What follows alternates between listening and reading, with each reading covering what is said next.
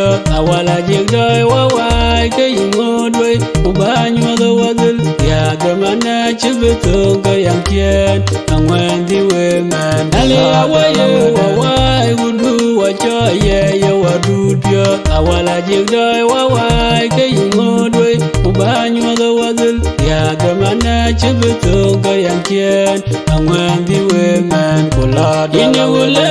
yang la gudu bang de pin ban ile jinyali ni pyo inga do byang de kay pire ngagere nom inga do byang de kay pire ngagere nom yale ya wachara de dang yubuto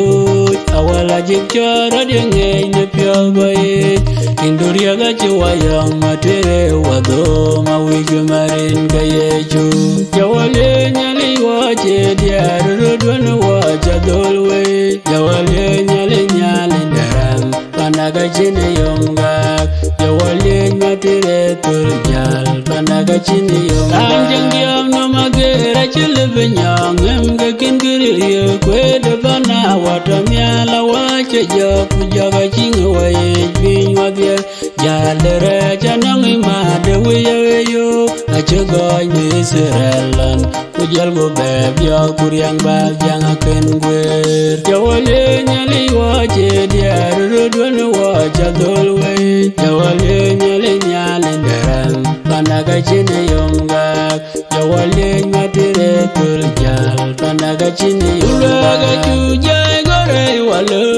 gore wabandul pile gumer walo gumer chaje pyo nyali daram panda banaje to kulaga jujay gore walo gore wabandul pile gumer walo gumer chaje pyo nyali daram panda banaje to kedorja jawale nyali wache diar rodwan wacha dolwe jawale nyali daram panaga chine yomga jawale matire turjal panaga chine